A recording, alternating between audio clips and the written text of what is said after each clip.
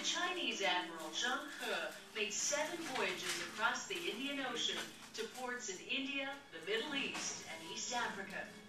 Portuguese explorers sailed around Africa and reached the Far East.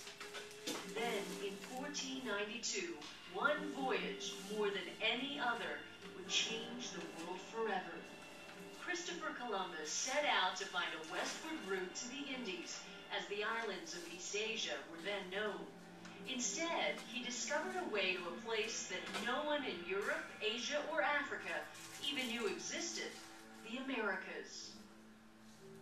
Convinced he had found a way to Asia, Columbus died without knowing how much his true discovery would change the world's societies and economies. The collision of cultures and the resulting transfer of animals, plants, people, and ideas now bears his name, the Columbian Exchange. This exchange affected both sides of the Atlantic, for better and also for worse. In the early 1500s, such sophisticated Native American cultures as the Aztecs and the Incas thrived. Yet within 50 years of Columbus's voyage, Spanish conquistadors brought down these great empires. Diseases such as smallpox and measles brought to the Americas by Europeans may have been responsible for the death of up to 90% of the native population. Just as tragic was the slave trade. Although the buying and selling of slaves began before Columbus's voyage, it continued in the Americas when the Europeans settled there. These early colonists built communities in North America and ruled over large native populations in South America. To work their farms and plantations, landowners brought in millions of slaves from Africa. But the Columbian Exchange had its benefits as well. Plants from the Americas, such as corn, potatoes, beans, and tobacco, became major crops in Europe and Africa. In turn, wheat, rice, sugarcane, and coffee, grown first in the so-called Old World, soon became prevalent in the Americas. Animals such as horses, cattle, and pigs also traded continents through the Columbian Exchange. These commodities now play large roles in the national economies of many countries. Everyday activities like eating pizza or drinking chocolate milk would not have been possible without the mixing of cultures and ingredients from both sides of the Atlantic. Other European technologies have had enormous impact on life in the Americas. Iron tools replaced stone tools. The wheel and the ox completely changed travel and farming. For the Native American people of the Great Plains, the horse transformed the way they hunted buffalo. The Europeans brought not only their technology, but also their beliefs. For centuries, Christianity has been the major religion practiced in the Americas. In turn, Christianity has been enriched by the vibrant cultures of Africa and Native America. And 2 other European institutions, banks and stock markets, have helped form the basis of American economies. The Columbian Exchange transformed peoples and lands. Though its effects have been both good and bad, today's society would be unrecognizable without it. This exchange combined the old world of Europe and Africa with what Europeans call the New World. Together, they would eventually form something unique and fascinating: the modern world. All right. So, guys, what'd you get? 2 positive things, 1 negative thing. Yep. Raise your hand. Let's see. What'd you get? Different foods came. Okay, so transfer of food. So, what type of foods left the United States or left the Americas? Potatoes. Okay, so potatoes. What else? Corn. Anything else? Coffee. Tobacco. Well, it's not food, but it's tobacco. Okay, so tobacco is grown here. What else? I forgot the other one. Tomatoes. Also a good one. What type of things came from Europe to the Americas? Vanilla. Okay.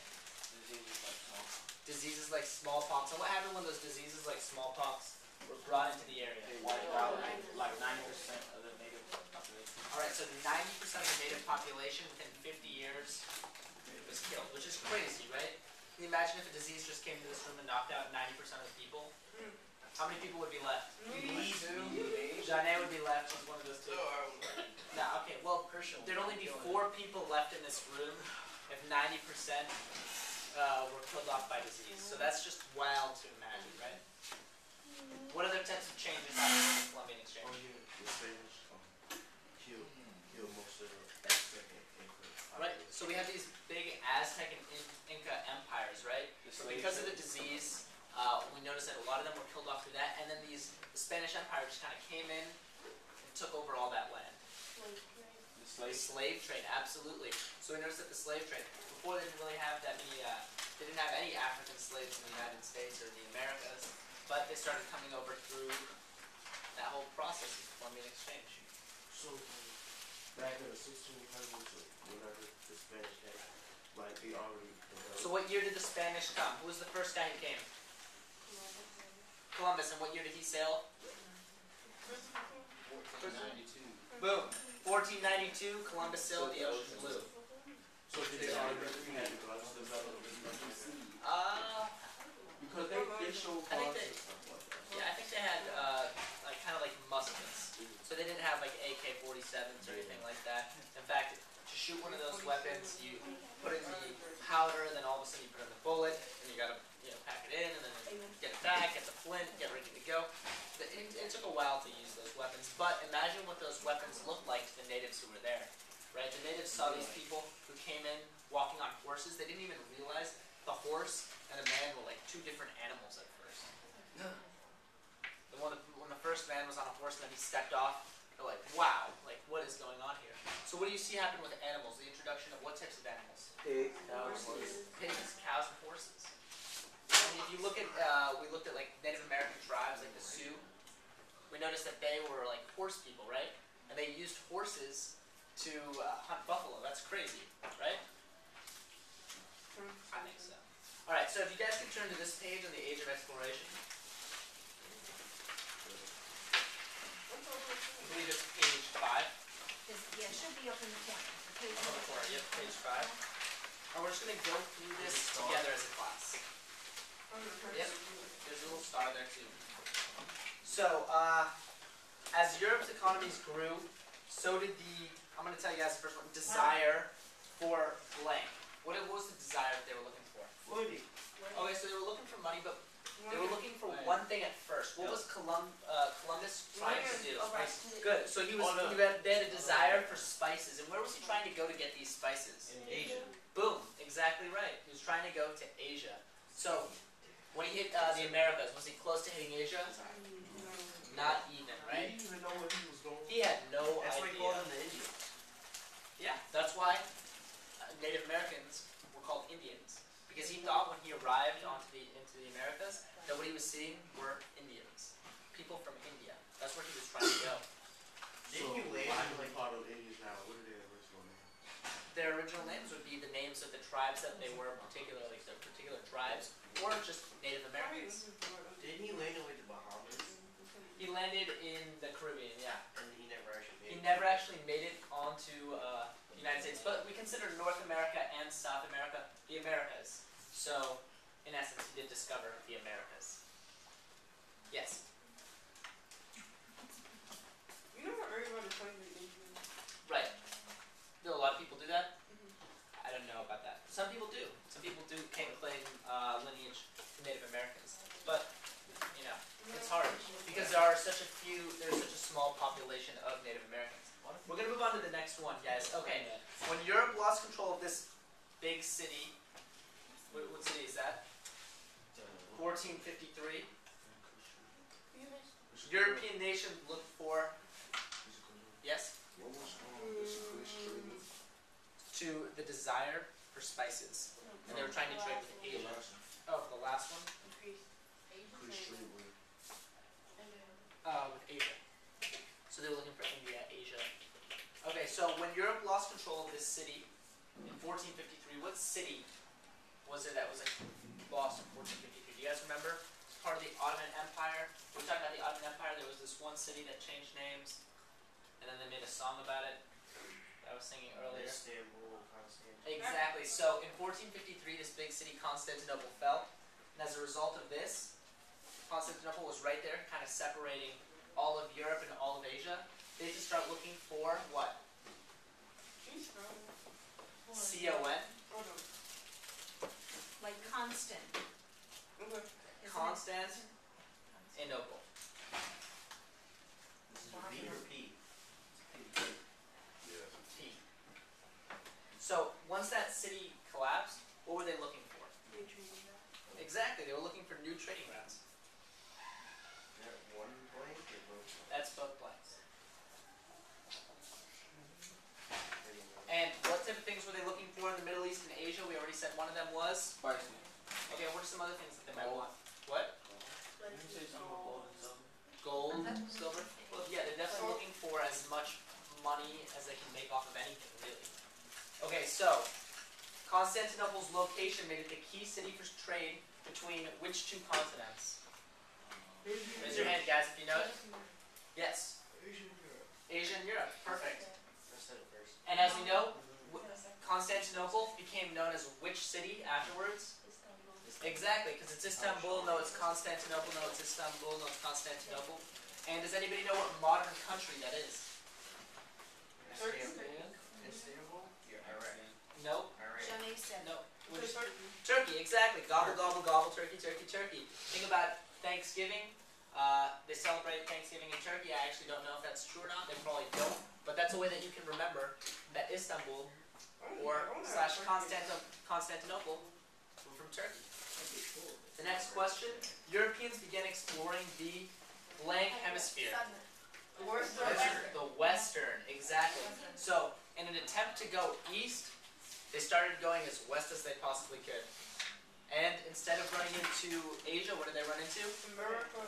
America. I wonder how long it took for the Europeans once Columbus left. For the Europeans to find out they found a new. Well, they had to get all the way there, and then they had to get all the way back. So, I imagine it took some time. 10 years. No, not.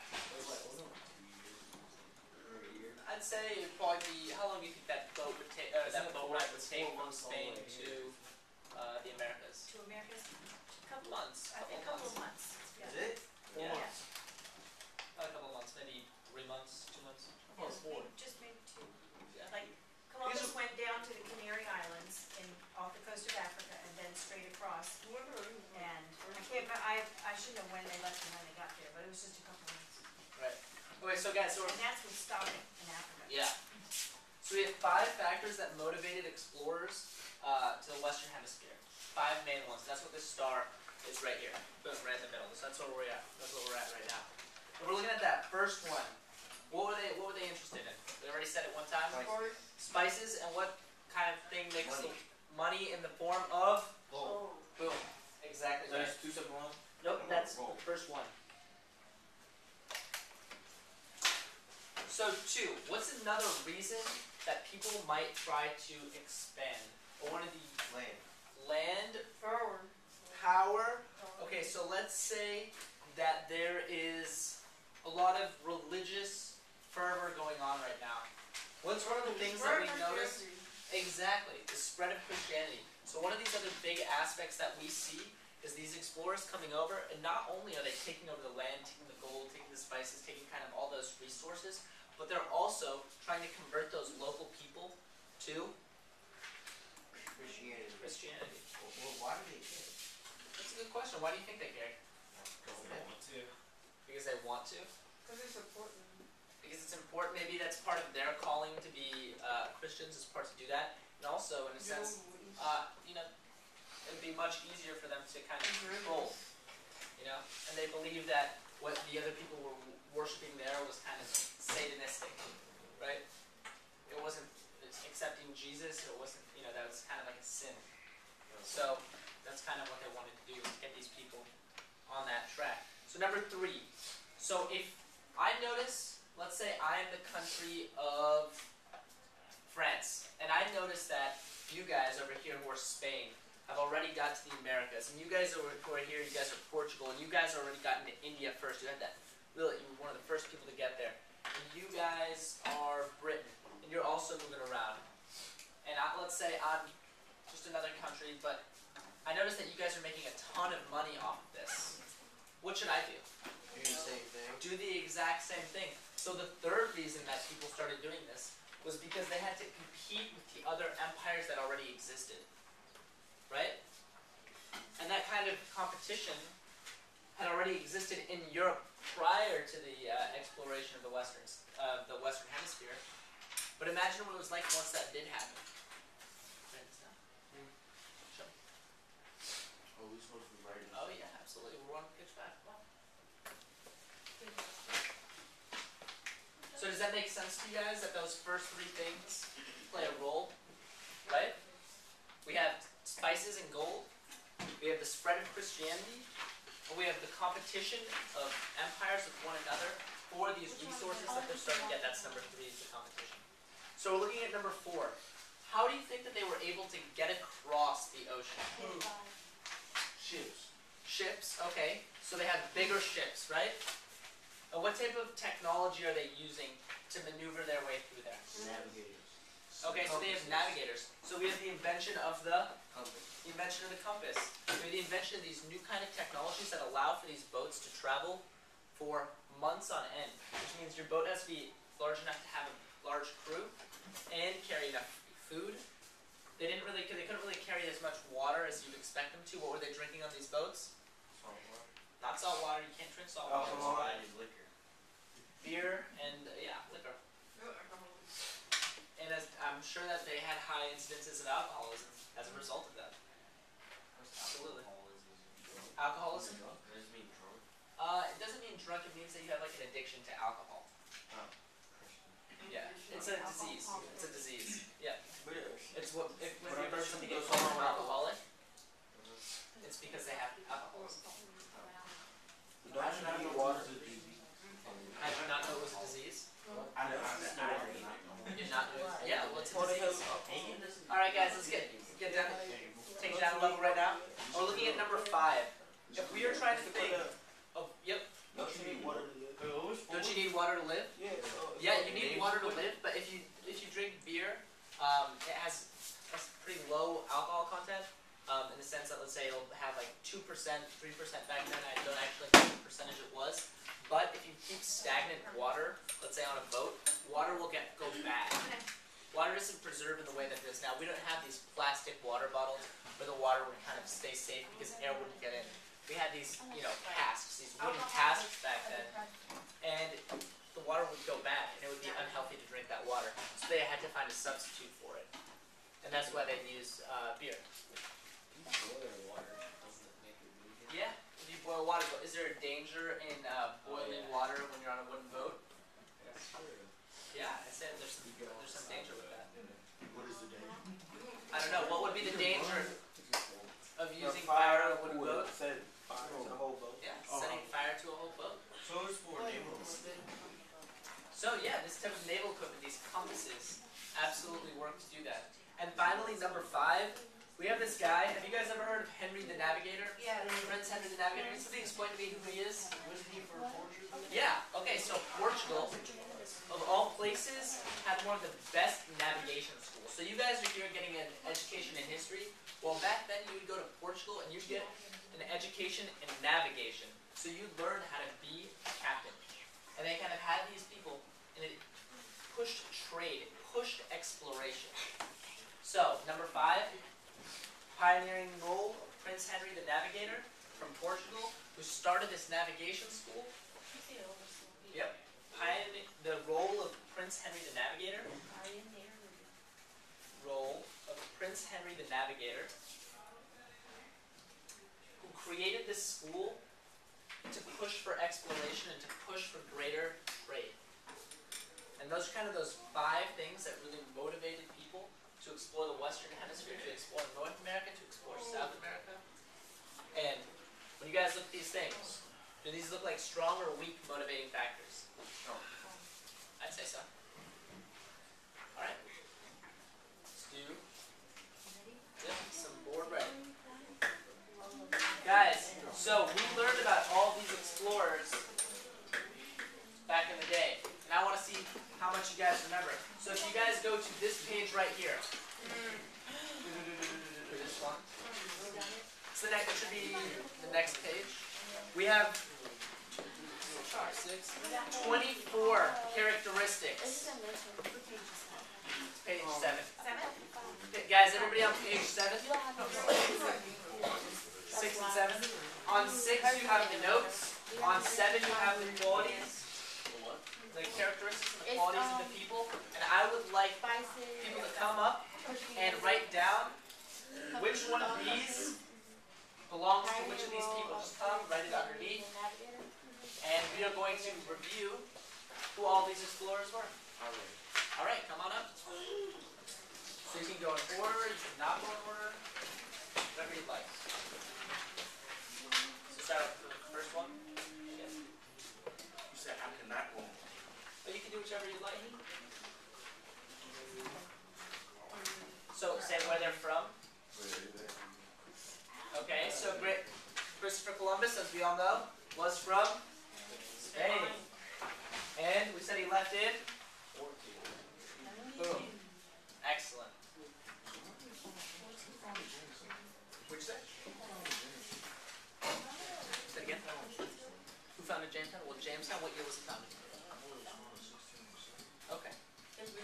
So, 1607 is when those...